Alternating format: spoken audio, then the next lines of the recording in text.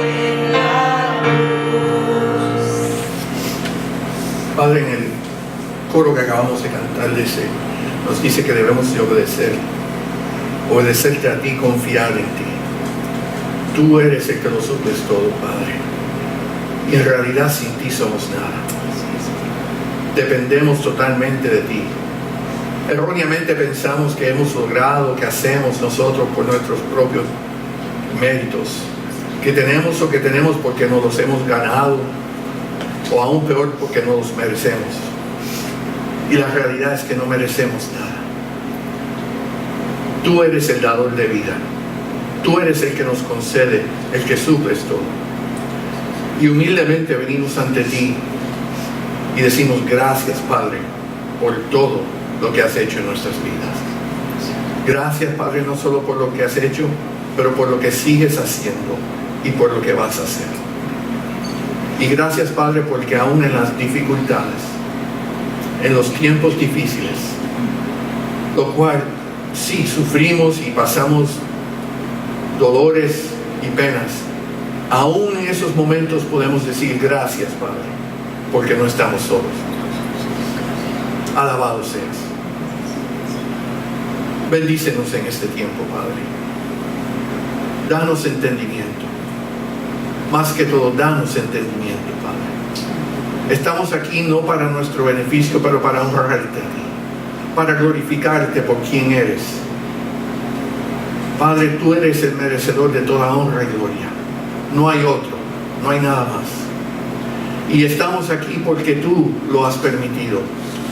Nos has dado la fuerza, salud, energía de poder llegar a este lugar, en este día, en este momento. Y aquí estamos para oír tu voz. Ayúdanos, Padre. Quita todo aquello que se pueda convertir en obstáculo, que nos distraiga. Todo aquello que sea en contra tuya, remuévelo. En el nombre de Cristo pedimos esto.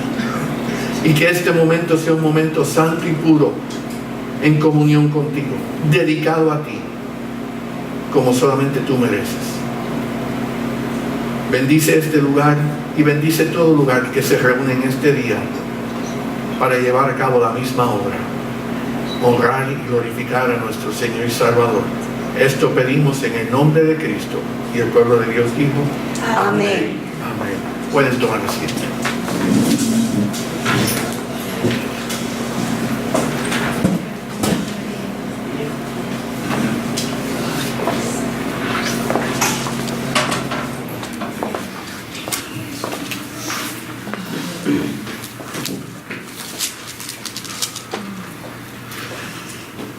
Uno de los grandes privilegios que disfrutamos en esta nación en particular,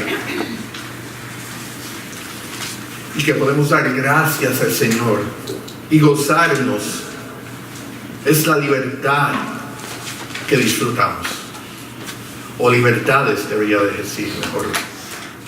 Libertad de expresión, libertad de elección, libertad de religión, de empleo, libertad tras libertad.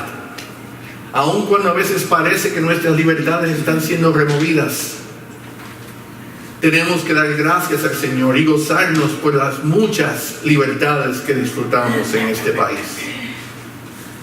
A la vez que nos gozamos, también debemos de recordar que estas libertades que disfrutamos no están fácilmente disponibles en otras partes del mundo, y no siempre han existido como tal aquí y en otros lugares a través de la historia.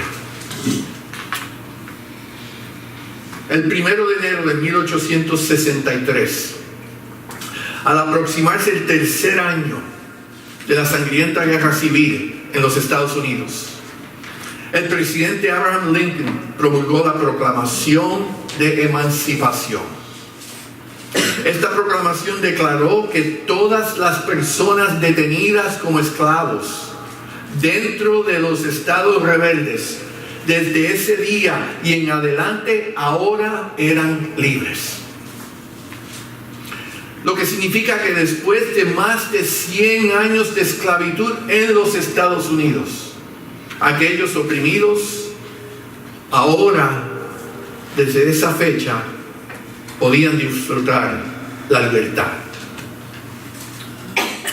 El 25 de agosto de 1944 fue un gran día en la vida de la nación de Francia. Los aliados marcharon a París después de una violenta batalla y gran pérdida de vidas durante la Segunda Guerra Mundial y entraron como los libertadores de Francia. En ese día hubieron grandes celebraciones por todas partes, ya que Francia era libre del control de Alemania. En el libro de Éxodos, en el Antiguo Testamento, leemos que el pueblo de Israel estuvo bajo el dominio de Egipto por 430 años. Pero después de cientos de años de esclavitud, el pueblo fue rescatado por Moisés a través del poder de Dios. Y como símbolo y recordatorio de esa liberación por Dios, el pueblo celebra lo que conocemos como la Pascua. Si los esclavos americanos, la nación de Francia, los israelitas tuvieron motivos de celebración cuando fueron liberados, ¿cuánto más nosotros los cristianos debemos de celebrar el hecho de que hace más de 2000 años atrás Dios se manifestó como hombre en Jesucristo para liberar a su pueblo? De hecho, nosotros los creyentes tenemos mayor motivo para celebrar en comparación a los ejemplos que mencioné y a otros que pudiéramos mencionar. Y eso es lo que el apóstol Pablo expresa en su carta a los Efesios. Él les declara el gozo que él siente por su propia redención y exhorta a la iglesia a compartir con él en la celebración de esa redención que ellos también han recibido. Y con eso les pido que vayan conmigo al texto de esta mañana que se encuentra en la carta de Efesios, el primer capítulo de esta carta. Y vamos a leer los versículos 3, 7 y 8. Y les pido de favor, en reverencia al Señor, que se pongan. Primera carta de Efesios, capítulo 1, versículos 3, 7 y 8. Y la palabra del Señor dice así: Bendito sea el Dios y Padre de nuestro Señor Jesucristo, que nos bendijo con toda bendición espiritual en los lugares celestiales en Cristo. Versículo 7: En quien tenemos redención por su sangre, el perdón de pecados según las riquezas de su gracia, que hizo sobreabundar para con nosotros en toda sabiduría e inteligencia. Y el pueblo de Dios dijo: Amén. Pueden tomar asiento. La palabra redención es una palabra poderosa y un término intercambiable con ella es liberación. La redención significa el acto de librar de la esclavitud a alguien a través de o haciendo un pago de rescate. Por lo tanto, aquel que paga el precio y lleva a cabo el acto de liberar de la esclavitud es llamado el redentor o liberador. Los ejemplos antes mencionados tratan acerca de una liberación física y temporal. Los esclavos fueron dados libertad. Israel fue liberado. Francia fue liberada. Pero desafortunadamente el hombre puede ser liberado de una esclavitud física, pero hoy aún emocional, pero nada impide que vuelva a ser sometido a esclavitud. A través de la historia, la nación de Israel fue esclava una y otra vez y fue liberada una y otra vez. Miles de años después de haber sido liberados de Egipto, durante los tiempos del Nuevo Testamento, la nación de Israel una vez más fue parte de los 6 millones de esclavos que el Imperio Romano llegó a tener. Y fue liberada una vez más.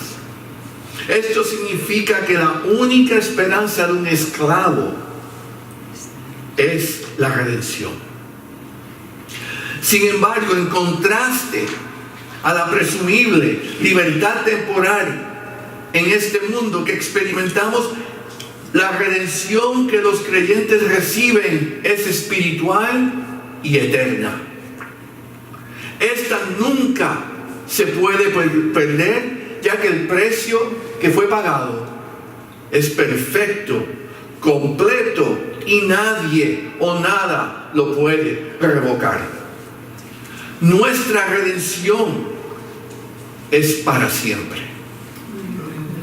Nada en este mundo, ni las potestades espirituales enemigas de Dios, no las pueden quitar.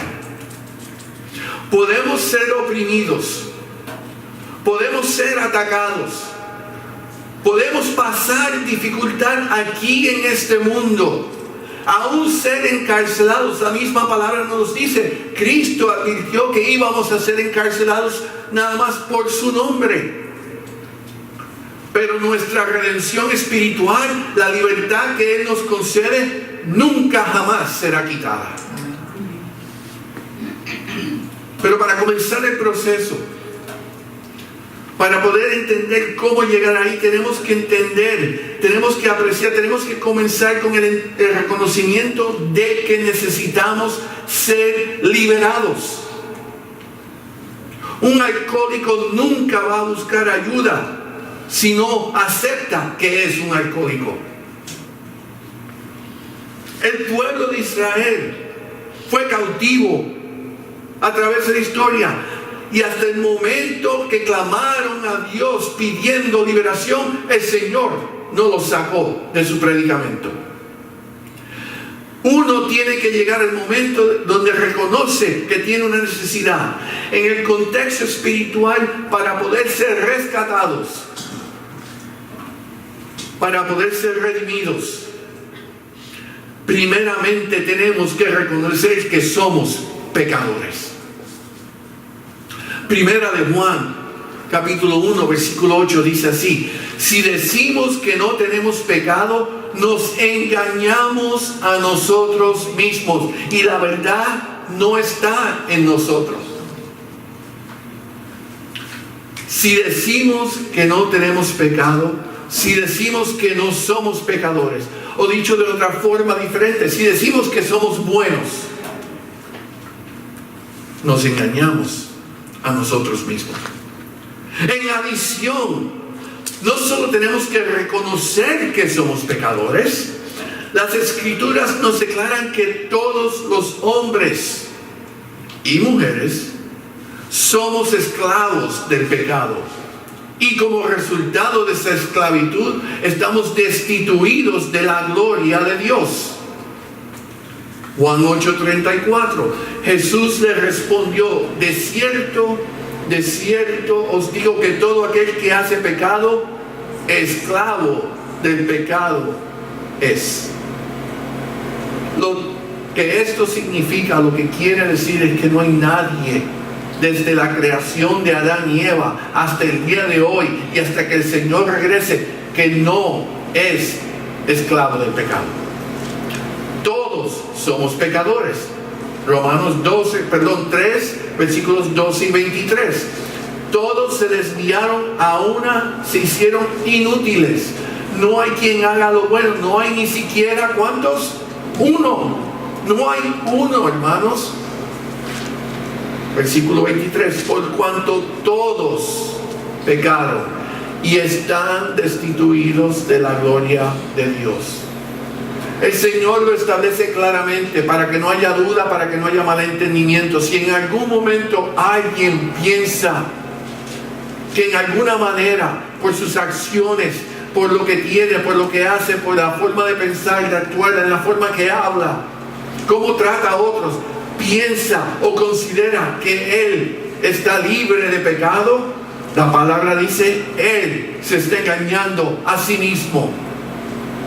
Y aún peor, la verdad no está en él. Por eso, al no aceptar que somos pecadores, nos estamos mintiendo a nosotros mismos.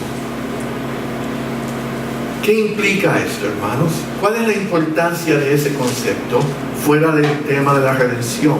Cuando le hablamos a alguien que no es creyente, cuando tocamos el tema de la salvación, tenemos dentro de nuestra mente entender que la base, el punto de comienzo para cualquier tema en dirección hacia la salvación es llegar al entendimiento: yo soy pecador. Yo no puedo convencer a nadie que acepte a Cristo, primeramente porque no es mi función. La obra a la cual el Señor me ha llamado es llevar el mensaje de salvación.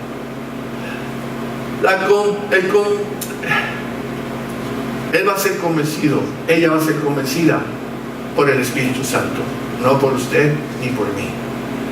El comienzo tiene que ser el entendimiento de que hay una necesidad de rescate. Yo soy pecador. Por otro lado, el hombre, debido a esa misma condición pecaminosa, no puede y es incapaz de pagar el precio necesario para rescatar su alma y mucho menos la de otra persona. En el Antiguo Testamento, ¿qué se hacía? Sacrificios de animales, ofrendas, para poder redimir superficialmente los pecados. Y digo superficialmente porque hacía falta algo interno, espiritual, y ese era Cristo. Por eso es que, al igual que la esclavitud física, tenemos nosotros, todo el mundo, la necesidad de un redentor espiritual. No hay servicio, no hay ceremonia, no hay acto, no hay forma de comprar la redención espiritual. Solamente a través de un acto perfecto, un sacrificio perfecto. Y ese sacrificio perfecto fue Cristo. Él es el único que puede llevar a cabo la acción de redimir al mundo que es necesaria. En Cristo el hombre puede encontrar la libertad que necesita de esa esclavitud que se encuentra por causa del pecado. No hay otro sistema, no hay otra regla, no hay otra forma. Cristo y solamente Cristo. Y por eso podemos alabar, podemos glorificar a Dios por la obra de la redención. Al menos nosotros los cristianos que lo reconocemos. Y ese era el mensaje que el apóstol Pablo estaba expresando en esa carta a los Efesios, en esos versículos que leímos. Una vez más, versículo 3: bendito sea el Dios y Padre de nuestro Señor Jesucristo. Fíjense que él está reconociendo al Padre y a Cristo, que nos bendijo con toda bendición espiritual en los lugares celestiales en Cristo. El apóstol aquí está expresando un gozo que él siente y alabando al Señor por eso que él le ha concedido. Versículo 7: en quien tenemos redención por su sangre. Da gracias al Padre, reconoce al Padre y reconoce al Hijo por el sacrificio de su sangre, el perdón de pecados según las riquezas de su gracia. En esos versículos el apóstol cubre una gran, inmensa tema en cuanto al Padre, el Hijo, el sacrificio, la gracia y el beneficio que nosotros, su creación, hemos recibido, ahora su pueblo. Por eso es importante entender que ambos, el Padre y el Hijo, siempre han sido y siguen siendo partícipes en el acto de la redención del hombre. La redención del mundo no comenzó con la venida de Cristo, como muchos piensan. Mucho antes de su venida, el Padre ya había prometido liberar a su pueblo de la opresión física de sus enemigos, lo cual ha hecho y sigue haciendo a través de la historia. Egipto, Babilonia, Siria, Alemania. La nación de Israel ha sido esclava a través de la historia innumerables veces. Y una y otra vez el Señor cumple con su promesa y los libera. Hasta el año 1948, cuando les dio de regreso la tierra prometida. Y volvieron a ser una nación reconocida por todo el mundo. El Señor cumple con su promesa. Pero Él no solo prometió liberarlos físicamente de sus enemigos, sino que también dice: los voy a liberar de la esclavitud del pecado. Salmo 130, versículos 7 y 8 dice así: espere Israel a Jehová, porque en Jehová hay misericordia y abundante redención con Él, y Él redimirá a Israel de todos sus pecados. Y aquí encontramos una promesa acerca de una redención futura que se iba a llevar a cabo en la persona de Jesús. Obviamente el pueblo de Israel sigue siendo pecador, y aquí el Señor les dice que Él los iba a redimir de todos sus pecados. Entonces tenemos que entender que ese mensaje era para el futuro, cuando la redención no solamente de Israel, pero de la iglesia de Cristo se lleve a cabo. Sí, hemos sido redimidos de nuestras cadenas del pecado, pero el trabajo no se ha completado, la obra no se ha llegado a su final. Estamos en proceso. Eso se cumple cuando el Señor venga de regreso por su iglesia y nos glorifique. Y entonces todos nuestros pecados serán limpiados. Ya no estaremos bajo la cadena, bajo la opresión, bajo la carga que llevamos diariamente, esa batalla que tenemos que pelear diariamente contra el pecado. Cristo vino al mundo para completar la promesa del Padre, la obra de redención de pecados a través de su persona. Él no envió ni delegó a otro ser celestial en su lugar. Él le pudo haber dicho a uno de los ángeles: ok, vete y hazlo, yo te ayudo, pero tú vas a... No. Cristo personalmente llevó a cabo la obra. En Cristo tenemos un Salvador que estuvo dispuesto a hacer lo necesario para redimir a todo aquel que lo aceptara. Él estuvo dispuesto a convertirse en maldición en nuestro lugar, colgando en la cruz.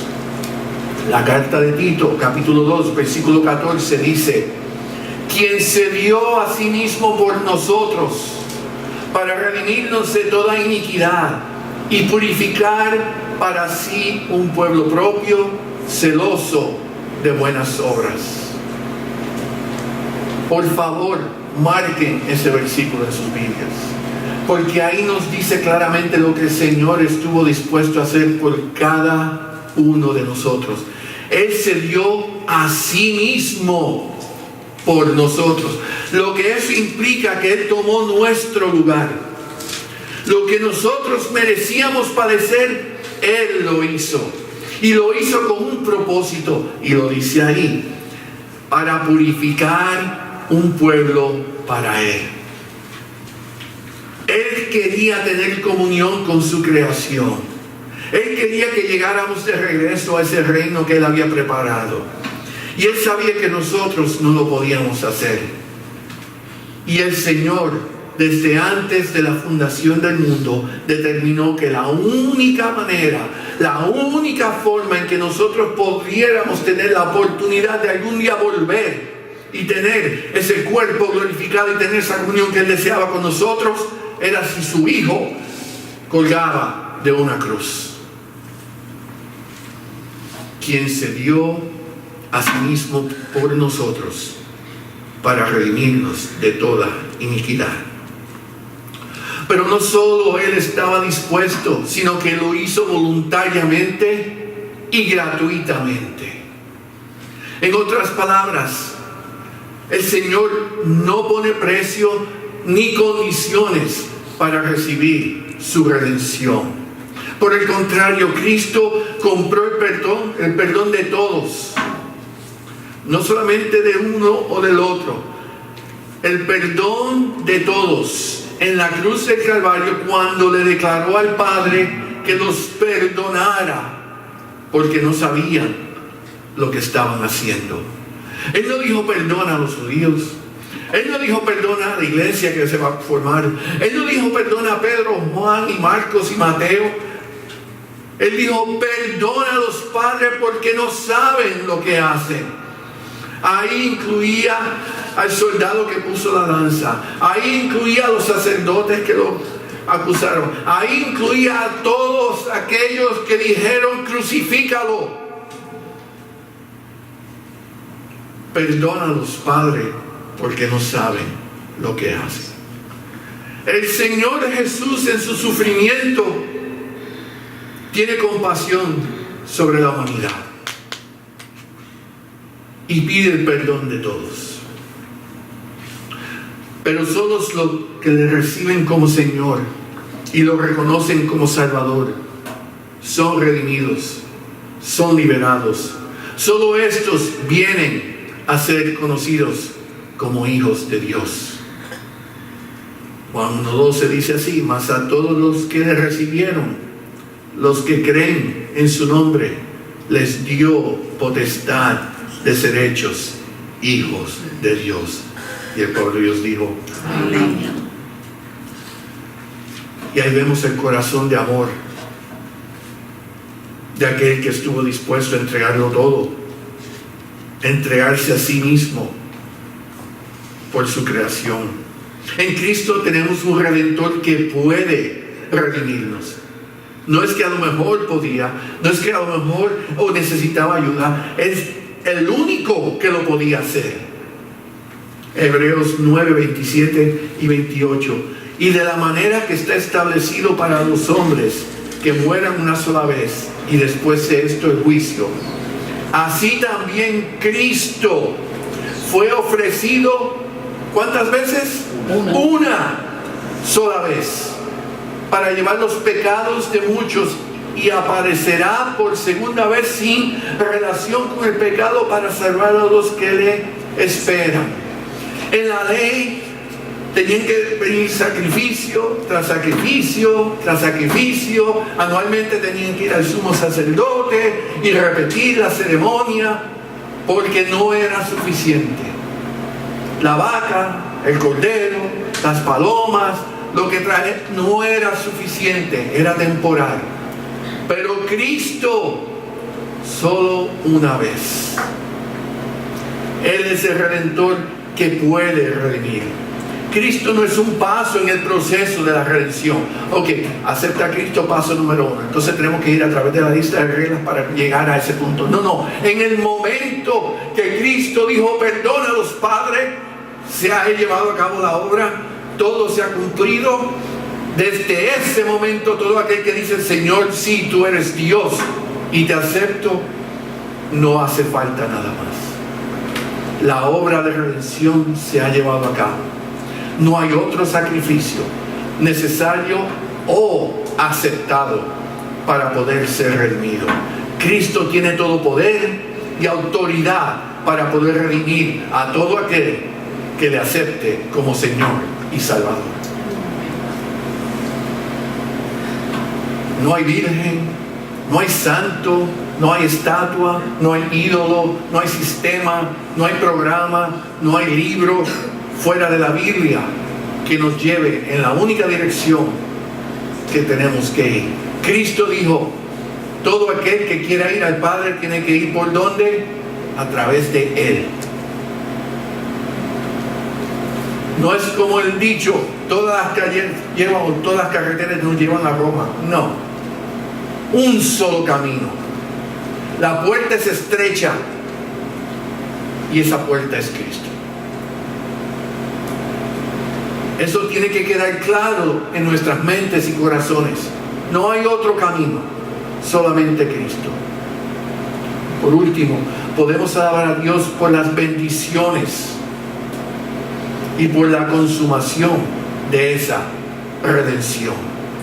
Hemos sido perdonados de nuestros pecados por las riquezas de su gracia, dice el versículo 7. Hemos sido perdonados por las riquezas de su gracia. En otras palabras, es un regalo gratuito, inmerecido. No hemos hecho nada que merece el perdón. Él simplemente nos los concede si lo pedimos. Tan simple como suena, tan inmenso el resultado. No hay que pasar un estudio, no hay que ir a seminario, no hay que hablar con este, aquel, el otro. Simplemente caer de rodillas y pedirle perdón al Señor de los cielos. Y Él dice, redimido eres. El perdón es concedido. Podemos alabarle porque nos ha concedido discernimiento espiritual, entendimiento espiritual a través de su Espíritu Santo, que nos ilumina y nos unge con ese discernimiento. No podemos decir somos ignorantes. Quizás lo éramos antes de venir a Él, pero en el momento que tomamos el paso de venir a Él, en el cual Él nos limpia, nos purifica de quien éramos antes y nos hace una criatura nueva, nos da el entendimiento a través de su Espíritu Santo. Ahora tenemos el conocimiento de los misterios que antes no entendíamos. ¿Qué es lo que le sucede a muchos? Yo no entiendo perfectamente, claro está. No entiendes porque te falta algo. ¿Cómo podemos entender lo espiritual cuando somos carnales? El aceite y el agua no mezclan. Y de igual forma lo carnal y lo espiritual no mezclan. Para entender lo del cielo tenemos que ir a través del Señor espiritualmente. Y Él dice, yo te concedo ese discernimiento para que puedas tener esa relación. Fíjense lo que dice Efesios 1, 9 y 10. Dándonos a conocer el misterio de su voluntad, según su beneplácito, el cual se había propuesto en sí mismo de reunir todas las cosas en Cristo en la dispensación del cumplimiento de los tiempos, así lo que está en los cielos como los que están en la tierra. Va a haber un día, hermanos, va a haber un día, un grandioso día, que nosotros aquí vamos a estar unidos con los ángeles de los cielos, en comunión, en unísono, el cuerpo de Cristo, terrenal y celestial, unidos, entendiéndonos los unos a los otros, como fue planificado desde la fundación del mundo, celebrando a nuestro Redentor y Salvador. Va a haber celebración, va a haber gozo y va a haber vida eterna. Y esa es la promesa que Él nos está dando, y eso es lo que Pablo le está expresando a la iglesia. Hermanos, hay gozo. Sí estamos sufriendo, sí tenemos opresión, sí tenemos enemigos, sí el gobierno es corrupto, sí esto, aquello, lo otro, sí está el Satanás y su ejército, pero hay gozo porque nada de eso tiene control sobre nosotros. Nosotros ahora le pertenecemos a Cristo. Amén. ¿Cómo no nos podemos gozar? Nuestra esclavitud ya cesó. Dejó de hacer años atrás cuando vinimos a sus pies. A través de la historia, muchos hombres y mujeres estuvieron dispuestos a pagar un alto precio con sus propias vidas, con el propósito de obtener libertad propia o para el beneficio de otros. Héroes, pudiéramos considerarlos, que lo dieron todo, el precio máximo, para que hoy nosotros pudiéramos estar aquí sentados en paz, alabando a nuestro Dios. Y en cierta manera estamos en deuda hacia ellos. El sacrificio que ellos hicieron fue para nuestro beneficio. Y por lo tanto debemos de honrar su sacrificio, apreciando lo que nos han concedido, esta libertad que disfrutamos. Pero aún más, debemos de honrar a Cristo por el precio necesario que Él estuvo dispuesto a pagar para rescatarnos de la muerte, de las cadenas del pecado, cuando se entregó en sacrificio por nosotros. Éramos esclavos del pecado y Él nos ha dado libertad y libertad eterna. Lo honramos cuando le damos el mérito que Él merece por ser nuestro Redentor, al llevar a cabo la obra prometida por el Padre. Y le glorificamos al comunicar ese mensaje de redención eterna a otros. Cuando estamos dispuestos a hablar sin temor, sin vergüenza, y dejarles saber que es un Cristo vivo, que los ama y que lo entregó todo para que ellos también tengan vida eterna. Podemos honrar a nuestro Señor diariamente cuando vivimos una vida que le demuestra al mundo que verdaderamente sí somos libres. Y entonces debemos declarar al mundo con gozo y júbilo: yo sé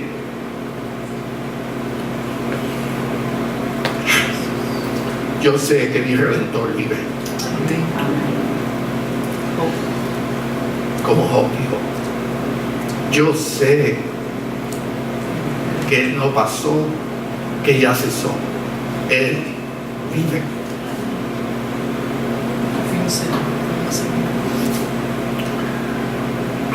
Podemos gozarnos en el sufrimiento. Podemos gozarnos en todo momento, porque no importan las circunstancias, ya somos libres. Y esto se acaba, pero la vida eterna está por comenzar. Y esa nadie nos las puede quitar. Amén. Amén.